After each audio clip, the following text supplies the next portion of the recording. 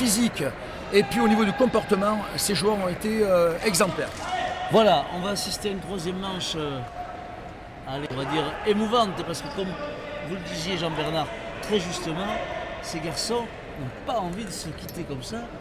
Et s'il y avait un 9 partout, N'oublions pas que un 9 partout, il faudrait arrêter cette partie. N'oublions pas que c'est une finale championnat du monde. Et c'est très très important pour nous. Iniciamos este tercer y definitivo juego a 10 puntos, a 10 puntos. Waouh. Décollé cette pelote par Jérôme Portet. Ils sont rentrés de plein feu dans la partie. Ah, une pelote par-dessus. Mucho. Bon corrido de Portet. Allez, il n'y a pas de temps mort là, on se la donne. Il faut beaucoup reculer à Andoni là. On va se retrouver au 3. Ah, voyons. Par-dessus les pas. Allez, Bote corrido. Bote corrido, il est grand, Jérôme Portet. Il est dur à passer. Escapada, une fois de plus. Escapada et le point au blanc. La pelote flotte et elle va glisser à droite alors que normalement la trajectoire on attend à gauche. Ça c'est une des irrégularités une fois de plus du frontis. Donc c'est un fronton difficile à maîtriser ici. Hein.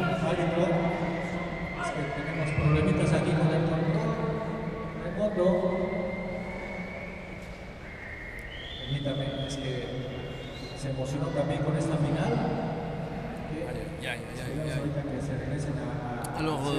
Alors hier on a eu le droit à une panne d'électricité qui a d'ailleurs été qui a été favorable à très favorable à nos joueurs, ouais, voilà. Effectivement. Et là maintenant c'est le compteur qui s'affole.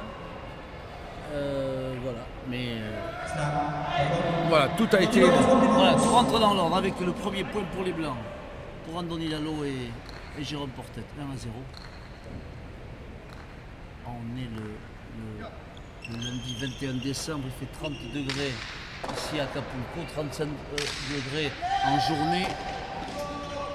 Mais ça n'empêche pas les garçons de s'en mettre une bonne. Aïe.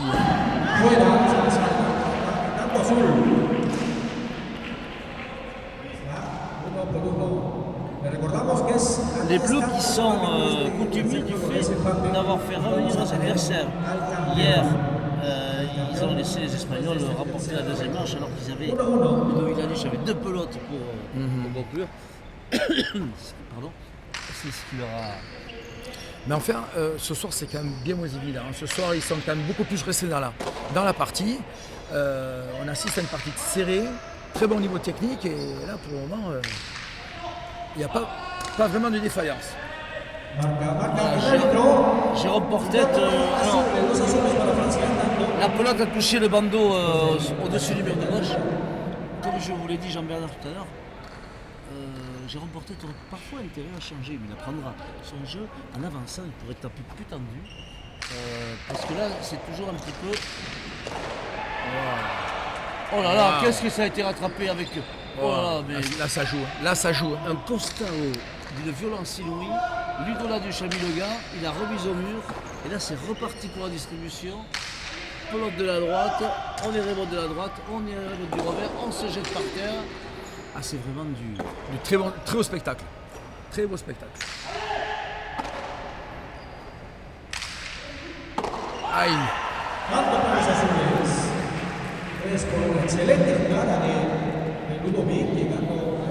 Alors un sauvetage incroyable de la part de Ludovic Laduche sur un demi-mur de Andoni Lalo. Et finalement, c'est comme ça que le point a été rapporté. Voilà, ça fait 3-1 pour les Bleus. L'équipe de France A face à l'équipe de France B, les Blancs, Lalo, Portet. 3-1. On rappelle la troisième manche en 10 points. Aïe. Et voilà. Là. Une pelote, une faute à la main, un peu inhabituelle. Une des rares. Exactement, une des rares erreurs de Thibaut. Et probablement due à la fatigue, parce que ça fait un moment qu'ils sont en train de jouer à fond. Il ne faut pas oublier qu'ils ont joué 5 parties en 5 jours, sous une chaleur... Et encore, il y a de la clim. Oui, encore, heureusement d'ailleurs. Heureusement, parce qu'on ne pourrait pas jouer sinon. Ce matin, on a tapoté la pelote, Jean-Bernard. Oh là là. Je serais cru Dans un sauna. Et donc la clim aussi, oui, heureusement, ça permet de jouer dans des conditions acceptables. Pacha pour Andoni Lalo, 2 pour les Blancs, 3 pour les Bleus, 2 pour France B, 3 pour France A. On est dans cette finale du championnat du monde d'espoir entre copains, mais on ne se fait pas de cadeau parce que le titre, on veut l'avoir perso, même si déjà la France est assurée d'être championne du monde devant l'Espagne et le Mexique. Ça, c'est bien tapé, ça. Hein. Ouh là là là là là. Ah, il est non. Non, il sera un peu court pour la prendre à la volée. Jérôme Portet avec sa droite. Et Thibaut Basque qui se positionne. Et l'arbitre, justement, a vu une pelote qui a touché un petit peu le ballon. Oui, ce qu'on appelle l'arrêt, la chapade à gauche. C'est difficile à...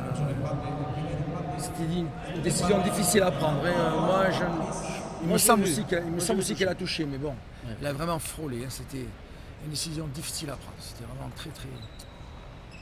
3 partout. Très juste. Andoni Lalo, but. Un joli but. Mucho. Ah, c'est bien tapé ça. Sale. C'est bien tapé entre les deux, mais Ludo Laduche est vigilant. Voilà. Là, c'est pas bien tapé. Il n'a pas touché le mur de gauche, Andoni. Et Jérôme Portet, il fait le pompier de service. Au fond, sauvetage remarquable. Hein. Voyons. Voilà. Il faut laisser la pelote pour les rebotes. Parce qu'on sait que c'est une arme. Et là, Ludo Laduche du revers tranquillement. Ouais, c'est bien tapé ça. Et voilà, ça c'est le. Celle-là, il fallait la mettre. Sale. Aïe.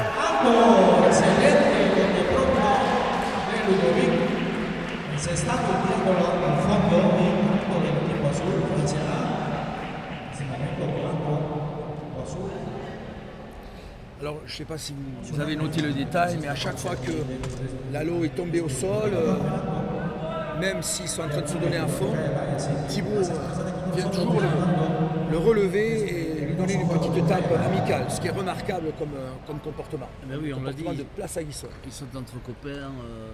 Copains, mais adversaires aussi. Adversaires, mais ils s'apprécient, donc il n'y a pas de raison d'être en animosité. Enfin, ils ne se font pas de cadeaux. Hein. Pas de cadeaux sur la cancha, bien évidemment, et c'est normal. Voilà, une pelote tapée entre les deux, Ludo Laduche à les rebotes. Voilà, ça peut, voilà, une pelote un peu tendue pour casser un peu la monotonie de ce revers qui est lourd et long. Thibaut Basque donne tout ce qu'il a pour... Yeah. Allez, c'est reparti, au fond, Mucho. on intercepte. Thibaut Basque de la droite. Jérôme Portet du revers.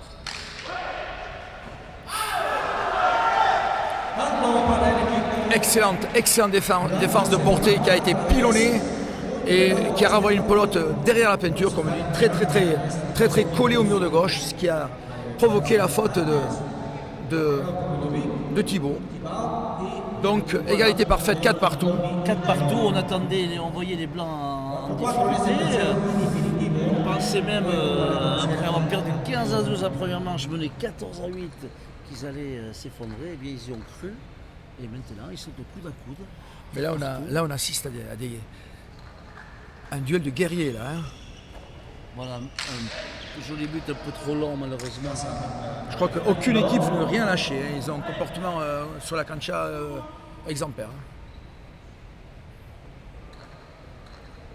Philippe Etcheverry, au fond de la cancha, est impassible. Il apprécie, il savoure sans doute. Exactement. C'est sa première titularisation comme entraîneur. Et...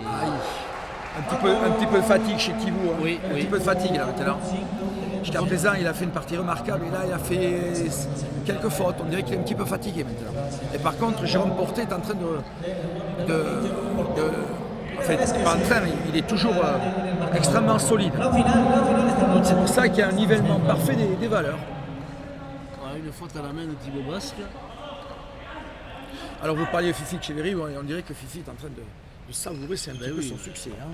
Première titularisation comme coach, un nouveau souffle, unanimement bien accueilli et apprécié de ces jeunes joueurs, et avec un projet de jeu qui privilégie évidemment l'application des fondamentaux, mais aussi la créativité. Mucho Il fallait décoller et ça a été magistral.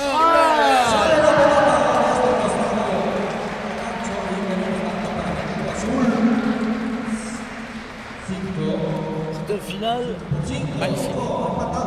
dont on aurait rêvé et qui prend toute sa vérité aujourd'hui entre ces deux équipes.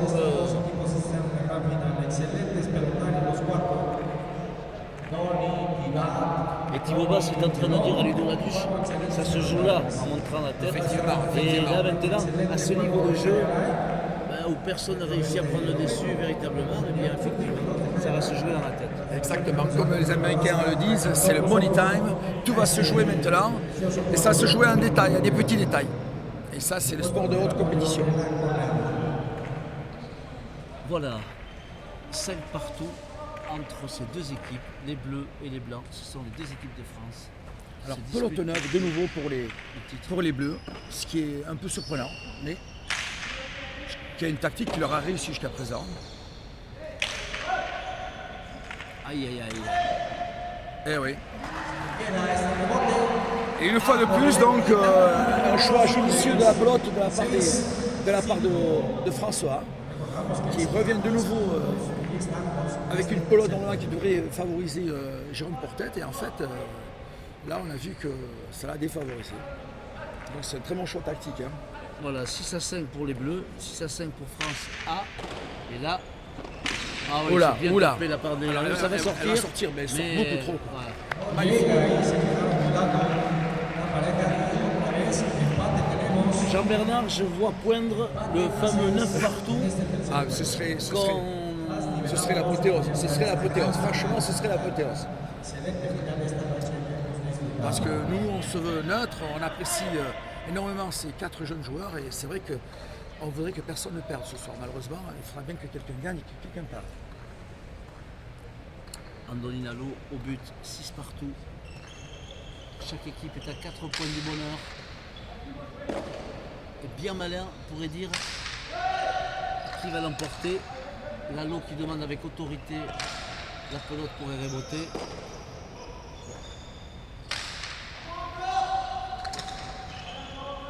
À nouveau, et là, c'était un peu timide. Non. Très bonne lecture de la part d'Andoni. Hein. Il n'est pas allé au demi-mur, il est resté à gauche.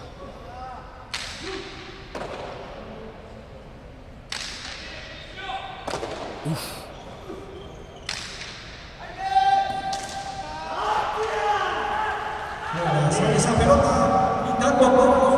Thibaut Basse qui perd un peu ses nerfs, et Jérôme Portet a fait preuve d'une analyse remarquable, ouais. Hein, parce que c'était pas évident que la pelote allait sortir. Hein. Et au dernier moment, il avait une réception très difficile en beauté pronto, mais il a laissé rebondir, et la pelote a rebondi juste à peine sur la contre-cancha, et donc elle est fausse. 7-6 pour les Blancs, 7-6 pour France B, dont on rappelle qu'elle avait terminé invaincue les rencontres de classement, qui prouve sa valeur, on n'en doutait pas.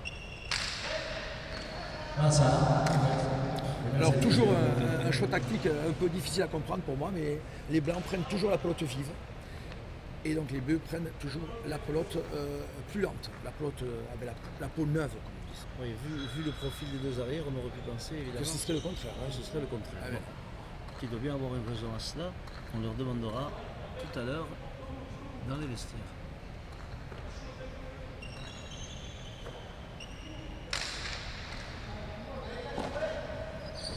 Voilà le but de Lalo qui relance la pelote, et là, non, là, beauté pronto magnifique et Cortada magnifique.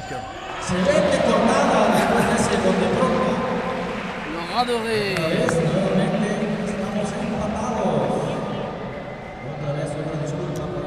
Le Radoré de Ludo Laduche qui permet, eh bien, Énième égalisation à 7 partout. Égalité parfaite. Alors ce qu'on peut noter, c'est que maintenant, on sent énormément d'adrénaline, de concentration pendant les points, et le public est complètement silencieux parce qu'il est fasciné par la qualité du jeu présenté.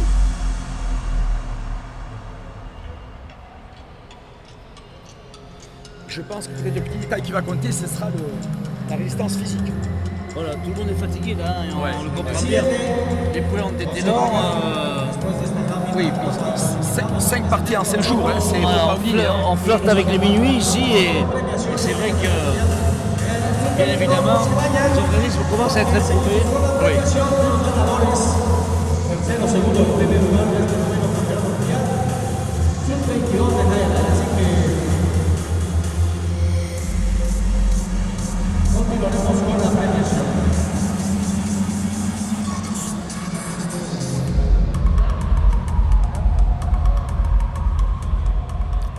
Voilà, 7 partout. Le duel reprend. Jean-Bernard, je vous le dis, on va y arriver à ce 9 partout. Pathétique. Pathétique et émouvant parce que Là, en fait, on assiste à une partie en 3 points. Hein. Tout le championnat du monde va se dérouler en une partie de 3 points. avec Ludo Laduche au but. De nouveau, pelote neuve Choisi pour par les Bleus. Bien buté, avec le mur de gauche qui a été touché. Porte-tête, Oula, grosse oula. pelote. Basquela, Waouh. Basque a fait des progrès remarquables de la droite. Hein. Aïe, la pelote baisse. Mucho. bien. Heureusement qu'il est grand, Jérôme Porte-tête. C'est une pelote très difficile. Hein. Et voilà, on dirait de nouveau que Thibaut va reprendre le mur par rapport à Jérôme. Mucho. Non. Aïe, aïe, aïe. Mucho.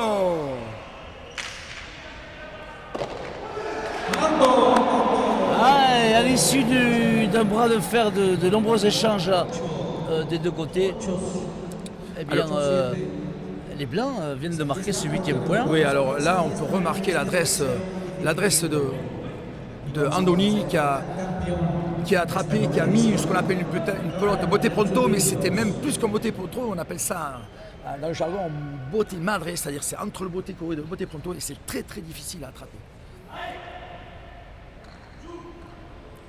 Voilà, Thibaut Basque qui s'encourage et qui sent que les Blancs sont plus près que lui de la concrétisation de cette très belle soirée. Oula. Et voilà. Et voilà. Que dire d'autre si ce n'est que les copains n'ont pas envie. Alors durant les échanges, il y a un silence remarquable, les gens sont vraiment concentrés sur le déroulement de la partie. Ludo Laduche qui bute et qui enlève la pelote porte-tête avec son gros revers. Mais Basquela aussi. Les rebotes pour Andoni Lalo. Difficile. Se equivoca y tanto para hacia así 9 por 8. 9 por 8. Y esas 9-8 pour les Bleus. este gol es aquí están. Vamos a esperar. Alors, Basquela. Jean-Bernard, qu'est-ce qu'on parie? Moi je voudrais bien que ça fasse un 9 partout, Ah franchement. oui, Hein. Parce que Pour ajouter la dramaturgie déjà. les 4 Allez. joueurs méritent vraiment. Laduche qui a buté. Lalo de la droite, porté par de la droite. Oula, ça, c'est oula, peut-être oula. un peu court la basque.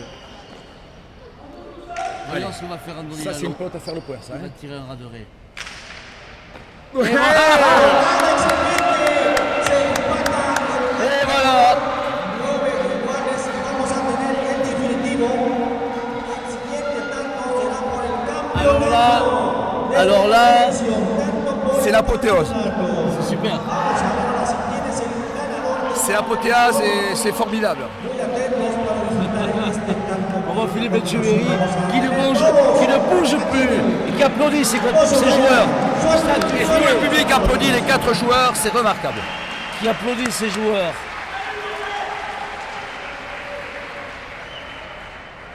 Est-ce qu'Andoni Lalo va remporter son premier titre de champion du monde à 19 ans? Il bute parfaitement. Thibaut Basque du revers. Qui allonge, c'est bien tapé. Ouf. Bien sorti par Jérôme Portet. Un bel Erebos. Attention, aïe aïe aïe aïe aïe. Pour Ludo Laduche. Voilà. Qui la met dedans. Et là. Oh my god.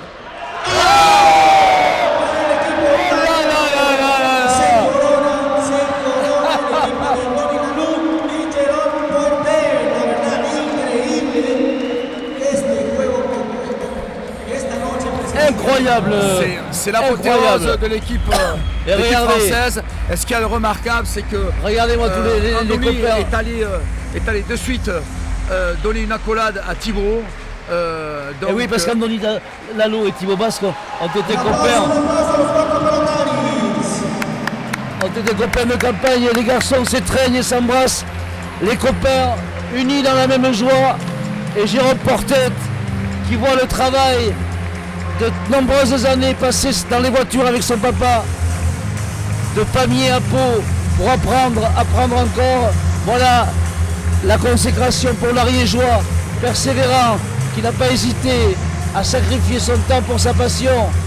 Andoni Lalo, 19 ans, qui remporte ce titre inconsolable. Ludo Laduche et Thibaut Basque. On va assister maintenant à la remise des récompenses. On va faire honneur à ces garçons avec une petite interview. Voilà, la France est championne du monde espoir. Jean-Bernard, François, avec Andoni Lalo et Thibaut et Jérôme Portet qui bat les copains de France. Si je peux me permettre, je crois que ce soir on a assisté à un événement historique. Je crois qu'on s'en rappellera pendant longtemps.